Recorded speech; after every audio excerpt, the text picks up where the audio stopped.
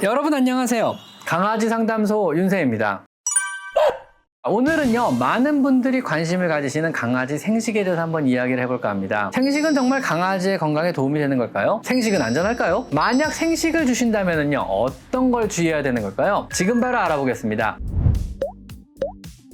우리 수의사들이요, 몇 년 전 공중파 TV 프로그램에서 강아지에게 생닭 한 마리를 주는 것을 보고 깜짝 놀란 적이 있습니다. 실제 많은 수의사들은요, 생식이 안전하지 않다고 믿고 또 권장하지도 않고 있거든요. 미국의 FDA와 미국 소동물협회에서는요, 생식을 하는 경우 위생적인 것과 영양소의 균형 측면에서 주의를 요하기 때문에 보편적으로 권장하지 않는다고 공식적으로 이야기합니다. 물론 한국동물병원협회 역시요, 반려동물에게 생식은 위생상 그리고 공중보건상 안전하지 않기 때문에 공식적으로 권장하지 않고 있습니다. 첫 번째 이유는요, 기생충이나 박테리아에 노출될 위험이 너무 높습니다. 날육류에는요, 의외로 많은 기생충이 오염되어 있습니다. 사람은 날 음식을 섭취 후에 증상이 나타난다면요, 바로 약을 먹어 치료를 하지만은요, 강아지의 경우는요, 증상이 나타나 우리 눈에 띄일 때쯤엔 이미 심각한 감염 상태에서 발견될 가능성이 높아서 기생충의 감염에 상대적으로 더 취약해집니다. 더구나 모든 육류는요, 도축된 직후부터 박테리아들의 번식이 시작됩니다. 이것은 냉장 상태나 냉동 상태로 유통이 되더라도요, 번식을 막을 방법은 없습니다. 국내에서 유통되는 육류 박테리아 허용 기준은요, 모두 익혀 먹는 것을 전제로 냉장 유통이 되고 있습니다. 이런 것을 날로 먹을 경우는요, 생각보다 많은 치명적인 박테리아에 강아지가 노출될 가능성이 높게 되는 겁니다. 여기에는요, 살모넬라나 리스테리아, 대장균인 이콜라이, 캠필로박터 등 다양한 세균들이 번식을 하게 됩니다. 더구나 생식을 급여하는 과정에서 조리대나 주방이나 칼 등이 오염이 되고요, 그 오염은요, 다시 우리 사람들의 건강에도 영향을 미치게 되는 겁니다. 미국 FDA에서요, 2011년부터 2012년에 걸쳐서 비교적 관리가 잘 되는 냉동 유통의 상업적 생식 196가지를 수거해서 살모넬라와 리스테리아를 검출해 본 적이 있습니다. 그 결과요, 무려 15건에서 살모넬라 검출이 됐고요, 32건에서는 리스테리아 검출되었다고 발표했습니다. 둘 다 모두 치명적인 식중독 원인균들이거든요. 이렇듯 비교적 관리가 잘 되는 상업적 냉동 유통되는 생식에도요, 많은 세균이 이미 감염이 되어 있는 것이었습니다. 특히요, 날씨가 더운 여름날이라면요, 그 수는 폭발적으로 증가하게 됩니다. 여러분들께서 혹시라도 강아지에게 생식을 시키신다면요, 날이 더운 여름철은 절대로 피하셔야만 하는 겁니다. 두 번째로는요, 영양의 균형을 맞추기가 쉽지 않습니다. 사실 생식은요, 생각보다 강아지의 장 속에서 소화와 흡수가 굉장히 힘든 식재료에 들어갑니다. 익힌 고기나 탄수화물은요, 소화가 잘 되는 편이나 익히지 않은 단백질과 탄수화물은요, 소화 흡수율이 굉장히 떨어집니다. 특히 비타민 A나 비타민 D, 비타민 E 같은 지용성 비타민들은요, 생식으로는 흡수가 매우 어려운 상태의 비타민에 들어가고요, 비타민 B1의 부족을 초래할 가능성도 굉장히 높아지게 됩니다. 또한 지나친 육류 위주의 섭취로 인해서 인해 비율이 지나치게 높아져 심각한 저칼슘 혈증으로 장기적으로는 생명의 위험을 받을 수도 있습니다. 보통 칼슘과 인해 비율은요, 1대1에서 2대1 정도가 이상적이나 육류만 먹을 경우는요, 1대17 정도로 굉장히 높은 인 함량으로 인해서 저칼슘 혈증이나 뼈의 약화나 신장의 문제 등이 생길 수도 있는 것입니다. 그래서 생식의 영양 균형과 관련된 여러 논문도요, 전 세계에서 굉장히 여러 나라에서 나오고 있는데요, 2013년도에 미국 UC 데이비스에서는요, 시중에 유통되는 굉장히 다양한 생식 레시피 200여 가지를 조사해서 분석한 결과 95% 이상의 레시피는요, 영양학적 불균형을 초래한다고 얘기했습니다. 이런 영양학적 불균형은요, 서서히 강아지를 죽일 수도 있는 심각한 문제지만요, 놀랍게도 일반적으로 우리가 하고 있는 혈액검사나 건강검진에서는요, 발견이 힘든 게 현실입니다. 즉, 혈액검사나 건강검진에서요, 간이 안 좋다, 신장이 안 좋다 이런 것들은 발견할 수 있지만 현재 먹고 있는 음식이 영양학적으로 안 좋다는 건 발견이 안 되는 거죠.